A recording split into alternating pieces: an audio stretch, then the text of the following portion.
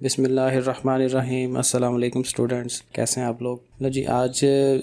بڑی اہم خبر ہے آپ لوگوں کے لیے۔ شفقت محمود صاحب نے ایک پریس کانفرنس کی ہے، تو وہ میں آپ لوگوں کو سنانا چاہ رہا ہوں۔ وہ اس میں پوری تفصیلات ہیں کہ اسکول کیسے کھولے جائیں گے، یونیورسٹیاں کیسے کھولی جائیں گی اور کالج کیسے کھولے جائیں گے، اور اس میں کیا کیا چیزیں ہو سکتی ہیں، پاس کس کو کیا جا رہا ہے، فیل کس کو کیا جا رہا ہے۔ تو یہ ذرا تفصیل سے سن لیں تو انشاءاللہ آپ کو بہت ساری چیزیں کلیئر ہو جائیں گی۔ بہت شکریہ، اب آپ ویڈیو دیکھیں۔ تو ہم 15 سپٹمبر کو کھولنا چاہیں گے۔ اس سے پہلے جیسے کہ آپ کو معلوم ہے جولائی 31 کو عید ہے، 14 اگست بھی بیچ میں آ رہی ہے، پھر اگست کے آخری ہفتے 10 دن میں محرم بھی ہے، پھر یوم عاشور جو ہے میرا خیال ہے شاید 29 اگست کو ہے۔ تو یہ سارے چیزیں ہیں۔ ویسے بھی بہت سارے تعلیمی ادارے جو ہیں وہ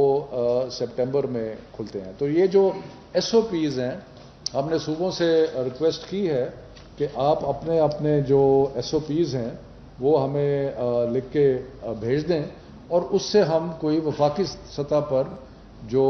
طریقہ کار ہیں کہ کس طریقے سے کھلیں گے وہ ہم ساتھ ساتھ ایلیبریٹ کر دیں گے۔ اس کے علاوہ اسی سے منسلک جو چند فیصلے ہوئے ہیں وہ میں عرض کرنا چاہتا ہوں۔ ایک فیصلہ یہ ہوا ہے کہ کیونکہ ہم کھولنا چاہ رہے ہیں اب 15 سپٹمبر تک، تو اس لیے مختلف تعلیمی اداروں کو اجازت دی جائے کہ وہ اپنے جو انتظامی دفاتر ہیں ان کو بھی کھول سکیں اس سے پہلے، اور اس سے پہلے ان کے اپنے ٹائم ٹیبل کے مطابق جب وہ مناسب سمجھتے ہیں وہ اساتذہ کو بھی بلائیں اور ایس او پیز کی پریکٹس بھی کریں، اور جو بھی مختلف، کیونکہ اتنی دیر سے تعلیمی ادارے بند ہیں، ان کو کھولنے کے لیے کوئی فزیکل کام کرنے کی بھی ضرورت ہوگی، صفائی کرنے کی ضرورت ہوگی، کلاسز کو تیار کرنا پڑے گا، اس میں ایس او پیز کی پریکٹس کرانی پڑے گی، اور تو یہ سارے جو کام ہیں وہ کھلنے سے پہلے جو 2 ماہ ہیں اس میں اپنے اپنے ٹائم ٹیبل کے مطابق جو یونیورسٹیز ہیں، جو تعلیمی ادارے سارے ہیں، وہ ان کا اختیار ہے کہ وہ چاہیں تو وہ اپنی فیکلٹی کو بلا سکتے ہیں۔ یہ فیصلہ کہ کب بلانا ہے، کس طریقے سے بلانا ہے، ان کی ٹریننگ کیسے کرنی ہے، ایس او پیز کو کیسے چیک کرنا ہے، یہ چیز جو ہے یہ تعلیمی ادارے اس کا خود فیصلہ کریں گے۔ یہ صوبائی حکومتیں جو سرکاری سکولز ہیں اور کالجز ہیں ان کا فیصلہ سرکاری، لیکن ہماری طرف سے یہ اجازت ہے کہ وہ اساتذہ کو اور انتظامی کو جو دفاتر ہیں ان کو کھول سکیں۔ اس کے علاوہ جو یونیورسٹیز ہیں اس میں بھی ہم یہ پرپوز کر رہے ہیں کہ وہ 3rd ویک آف جولائی اور عید سے پہلے یا تھوڑا سا عید سے بعد وہ اگر اپنے وہ اسٹوڈنٹس جن کو ریسرچ لیبارٹریز تک رسائی ضروری ہے، جو کہ پی ایچ ڈی کے اسٹوڈنٹس ہیں جو تھوڑی تعداد میں ہیں، اور وہ کسی لیبارٹری میں کام کرنا چاہتے ہیں یا کچھ ہے، تو یونیورسٹیز اپنے ایس او پیز کے مطابق ان کو بلا لیں، اور وہ جو چند محدود تعداد پی ایچ ڈی اسٹوڈنٹس کی ریسرچ پہ کام کرنے والے، لیبارٹریز پہ کام کرنے والے جو اسٹوڈنٹس ہیں ان کو وہ پہلے بھی بلا سکتے ہیں 15 سپٹمبر سے پہلے۔ اس چیز کا فیصلہ کہ کس تاریخ کو بلانا ہے، کیسے بلانا ہے، وہ یونیورسٹیز اور خود جو ہے وہ اس میں کریں گی کہ جی کس طریقے سے کس طرح ان کو بلانا ہے۔ اس کے بعد ایک اور مسئلہ جو بہت زیادہ درپیش ہے اور جس کے لیے وہ یہ ہے کہ یونیورسٹیز میں خاص طور پہ جو اس وبا کے دوران جو ایک آن لائن یعنی کہ کمپیوٹر بیسڈ ایجوکیشن کا سلسلہ شروع ہوا تھا، اس میں خاص طور پہ وہ اسٹوڈنٹس جو کہ